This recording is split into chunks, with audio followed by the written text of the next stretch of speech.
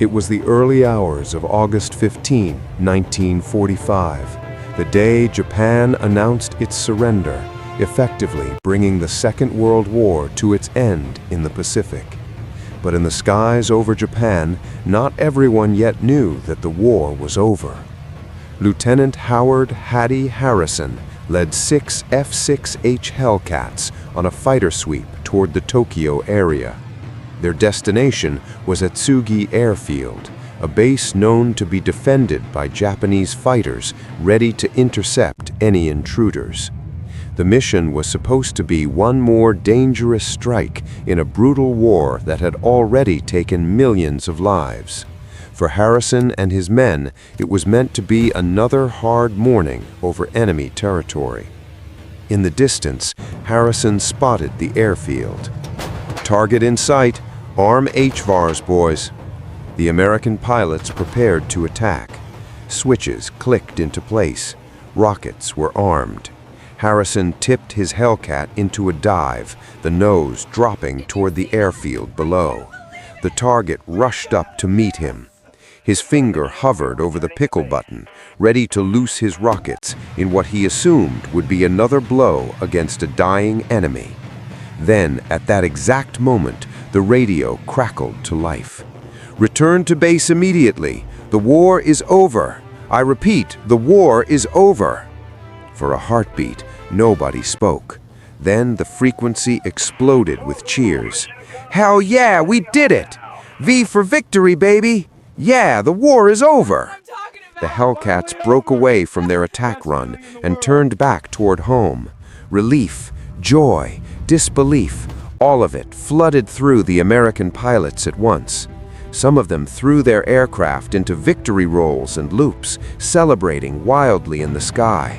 After years of death, after island after island, after endless missions and friends lost, it was finished. Or so they thought. Behind them, Japanese fighters were closing in. Among them was Japanese Navy Lieutenant Yutaka Morioka. He watched the Americans celebrating and felt a chill run through him. Their behavior told him something before the radio did. He realized what must have happened, yet he could hardly believe it. Then his own radio confirmed it. "Return to base. The Emperor commands us. Cease fighting." Japan had surrendered. For many men, that command meant survival. Some Army pilots obeyed at once, turning their aircraft back toward base. But for Morioka, the moment struck him differently. He felt the phantom pain in the hand he had lost in combat against American bombers. He felt the humiliation of defeat. The war had taken pieces of his body, his comrades, and now his country's honor. To him, surrender was unbearable. He stared at the Americans ahead, laughing, rolling, celebrating in the sky over Japan, and decided that this would be his final chance to strike back. He shoved his aircraft down into a dive. "Long live the Emperor!" His Navy fighter group followed him. Other Army fighters joined in as well. In seconds, the Americans, still believing the war was over, were about to be hit by a perfectly timed ambush. It came down from above like a snake out of the sun, sudden and deadly. One of the American pilots spotted them first. "Bandits, 6 o'clock high, diving!" Harrison snapped a look over his shoulder and immediately understood the danger. "All of you, dump your tanks and rockets. They're breaking the damn ceasefire." The Japanese had the advantage, about 4,000 feet of altitude above the Hellcats. Harrison rammed the throttle forward. The American fighters jettisoned their rockets and external tanks, shedding weight as fast as they could. Then Harrison hauled his squadron around and led them into a climb to meet the attack head-on. The Japanese fighters carried deadly 20mm cannons, weapons that could rip through a Hellcat in seconds. But Harrison knew something else as well. Many Japanese fighters had weak armor. If his pilots could fill the sky with enough fire from their 6.5 caliber machine guns, they still had a chance. The two groups raced toward one another at terrifying speed. Then the sky erupted. Both sides opened fire at once, pouring streams of tracers and cannon shells into the air. The formations sliced through one another in a blur of flashing metal, smoke, and violence. For the briefest instant, Harrison locked eyes with Morioka as they passed. Then, both formations were gone through each other, splitting apart into twisting dogfights. "We've already got 3, came a voice over the radio. "Break off into pairs," Harrison ordered. The battle for the last morning of the war had begun. The Hellcats split into pairs, each team trying to survive the swirling chaos around them. Harrison and his wingman twisted away just as 2 Zeros slashed past, firing bursts of cannon shells that tore through the empty air where they had been a moment earlier. "Break! Break! I'm going right!" Harrison shoved his fighter down into a dive, building speed. One Japanese pilot stayed with him, refusing to let go. In seconds, the two were locked in a spiraling duel, turning harder and harder, each man trying to draw the other into his gun sight. Harrison knew he could not keep this up forever. The Hellcat was strong, but every turn bled speed and altitude. He flicked his eyes between the enemy aircraft, his airspeed, and his altitude. He waited. Timing was everything. Then he made his move. He hauled violently back on the stick, dumping speed and climbing steeply. The Japanese fighter followed him upward. Harrison's engine growled in protest as G-forces crushed him into the seat. Sweat ran down his face. For a moment, he crossed right in front of the enemy pilot's nose, horribly exposed. Gunfire flashed past his canopy, but Harrison held his nerve. The Japanese aircraft shot beneath him, too fast, unable to stay with the maneuver. At the top of the climb, the enemy fighter shuddered, stalled, and flipped over, beginning to fall away. "Gotcha!" Harrison's Hellcat was nearly stalling now, hanging in the sky for a split second. Then gravity and the weight of the big engine pulled the nose down. The Zero filled his gun sight. He squeezed the trigger. The Hellcat's 6 machine guns hammered together. Tracers tore into the Japanese fighter. Rounds ripped through the fuselage and wings, and suddenly flames burst from its fuel tanks. The aircraft snapped onto its back and plunged away, trailing thick black smoke. Harrison eased back on the throttle and forced himself to breathe. There was no time to celebrate. The sky around him was still full of turning, firing aircraft. Then a desperate call came over the radio. "Boss, I can't shake him!" It was his wingman, Ensign Billy Hobbs, just 22 years old. Hobbs had a Japanese fighter glued to his tail. He was throwing his Hellcat violently from side to side, trying to spoil the enemy's aim as rounds flashed past and around him. Harrison jammed the throttle forward and dived back into the fight. The Japanese pilot never saw the Hellcat dropping on him from above. Harrison lined up the shot, fired, and watched his bullet slam into the enemy aircraft. A moment later, it exploded in midair, debris scattering through the sky. "Thanks, boss. I thought I was a goner." "Keep your eyes peeled. Plenty more out there." He was right. Elsewhere in the battle, 2 more Americans, Lieutenant Ted Hansen and his flight leader, Lieutenant Maury Proctor, were facing 3 Imperial Japanese Army fighters rushing straight towards them. Hansen fired first. His machine gun burst struck the lead enemy hard, tearing away part of a wing. The Japanese aircraft rolled out of control and spiraled earthward. Another fighter came in firing, but his rounds passed high over Hansen's canopy. Hansen corrected his aim and answered with a burst that shredded the attacker's nose and fuselage. But the 3rd Japanese fighter was still coming. It unleashed burst after burst. Hansen did not have enough time to line up a proper shot. He rolled hard to the right to escape the stream of fire. The enemy overshot him, and that was all Proctor needed. Waiting behind, Proctor fired into the passing fighter. His bullets severed the enemy wing, sending the aircraft tumbling down. But again, there was no time to admire the kill. Another cry came over the radio. "I can't shake him!" This time, it was Lieutenant Joseph Saloff. Saloff and Ensign Eugene Mandenberg, another American pair, were under ferocious attack. Japanese cannon rounds smashed into their Hellcats. Metal flew, fuel streamed. Their aircraft were being torn apart. Then Saloff saw an explosion. Ensign Mandenberg's Hellcat burst into flames and began to fall. Inside, the Raiden fighter locked onto Saloff's tail. The enemy pilot felt confident. He took his time, holding steady, firing controlled bursts into the damaged American plane. He never noticed the other Hellcats diving in to help. Proctor slipped in behind him and opened fire. The Japanese aircraft jerked violently as rounds smashed into it. Then it spun downward, out of control, and disappeared toward the earth. Proctor pulled alongside Saloff. The damage to the American Hellcat was terrible. Saloff's engine sputtered unevenly. His wings and tail were riddled with holes. "Get out of here, Joe. Head for the sea. I'll cover you." The two turned away from the center of the battle, trying to escape. But Saloff's engine was dying. As Saloff limped away, his propeller faltered. The nose of his Hellcat dipped, then dropped sharply into a rapid descent. Warning lights flashed across his panel. Gauges spun out of control. He fought the stick with both hands, struggling to keep the aircraft level, but the damaged control surfaces would no longer answer him properly. "Come on, bail out!" The others saw him abandon the plane. His parachute opened only moments before he hit the sea.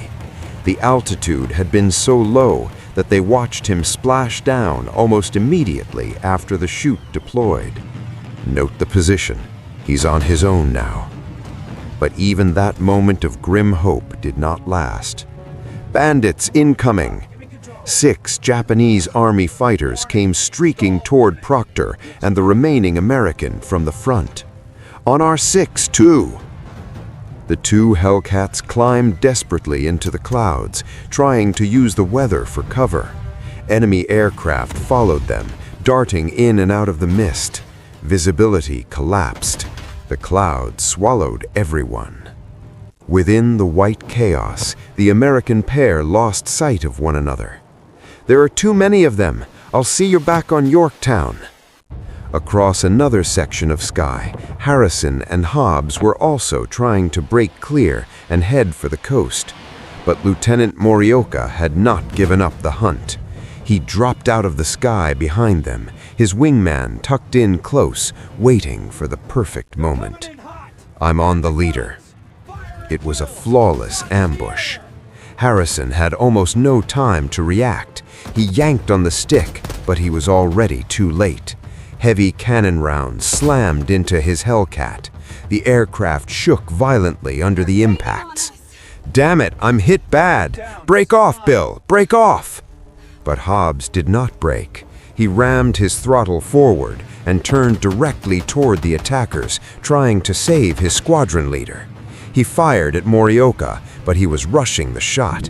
His bullets sprayed wide of the Japanese aircraft. Morioka ignored the incoming fire. He remained fixed on Harrison. Then he fired again. This second burst struck the Hellcat squarely. Harrison's aircraft exploded in midair, vanishing into a cloud of smoke, flame, and falling wreckage. "Harrison!" Billy Hobbs felt rage wipe out everything else. He dropped after Morioka, determined to kill him. He brought the Japanese ace into his gun sight and opened fire. Bullets punched into Morioka's aircraft, striking the wings, but the Japanese pilot twisted clear. Hobbs was so intent on the chase that he forgot the most important rule of air combat. He never checked his 6. Take out the American demon. Morioka's wingman dropped in behind Hobbs and opened fire. The round slammed into the Hellcat. Shrapnel ripped through the cockpit and into Hobbs's body. Flames spread around him. Smoke filled the canopy. He knew he had only seconds left. Wounded and struggling, Hobbs forced the canopy open. With the aircraft burning around him, he threw himself out into the air. A moment later, he hung beneath his parachute while his Hellcat tumbled away below, engulfed in flames. Morioka and his wingman roared past and disappeared into the distance, heading home toward a future none of them yet understood. Hobbs barely saw any of it. He was fading fast. The wounds were too severe. Before he even hit the ground, Billy Hobbs was dead. Elsewhere, Hansen finally burst out of a bank of cloud and found himself alone. He scanned the empty sky, desperate for some sign of the others. Proctor? Harrison?